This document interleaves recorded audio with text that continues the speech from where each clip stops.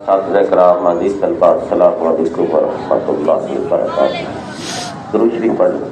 اللہم صلی علی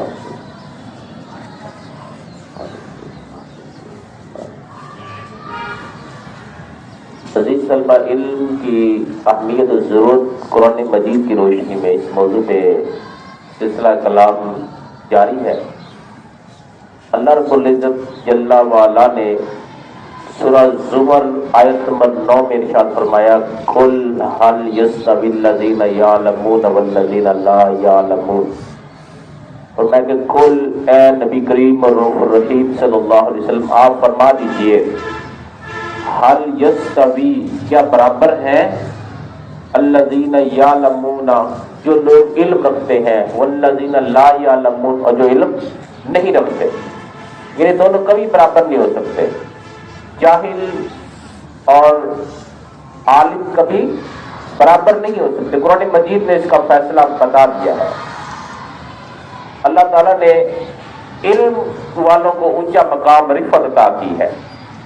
سورہ البقرہ اس کی آیت نمبر 247، اس میں اللہ تعالیٰ نے طالوت بادشاہ بنی اسرائیل میں مقرر ہوا تھا، اس کے جو تقرر کی وجہ بیان کی ہے وہ علم بیان کی ہے۔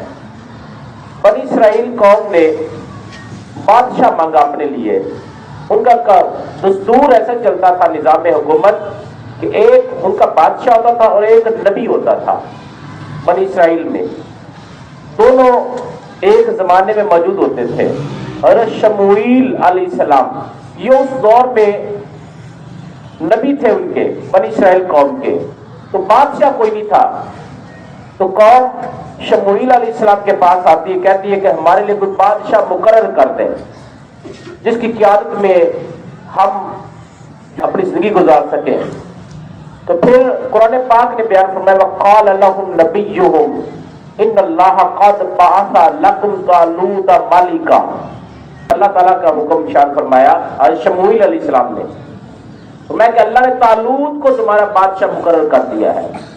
قوم کہنے لگی، قالوا ان یکون لہ بالملک علینا، انہوں نے کہا اس شخص کو ہم پہ حکومت کا حق کیسے حاصل ہو سکتا ہے، اس کے پاس تو مال و دولت بھی نہیں ہے، پیسہ بھی نہیں ہے، یہ غریب گھرانے سے تعلق رکھتا ہے، یہ ہم پہ حکومت کرنے کا اہل نہیں ہے۔ ولم یؤت سعۃ من المال، اس کو تو مال میں بھی وسعت نہیں دی گئی، مال بھی زیادہ نہیں دیا گیا۔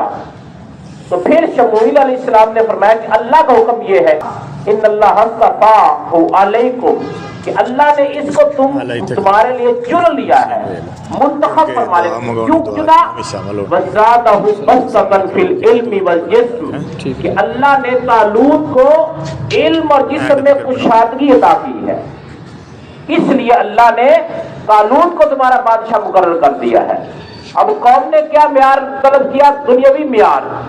تو اللہ نے علم کا معیار آگے بیان کیا کہ جو قیادت ہے، حکومت ہے، وہ کس کے پاس ہوگی؟ جس کے پاس علم ہوگا اور جسمانی صلاحیت ہوگی۔ جسمانی صلاحیت سے مراد بہادری، جنگی صلاحیت، دفاعی صلاحیت، جس کے پاس یہ ہوگی وہ حکومت کے اہل ہے، بادشاہی کے اہل ہے۔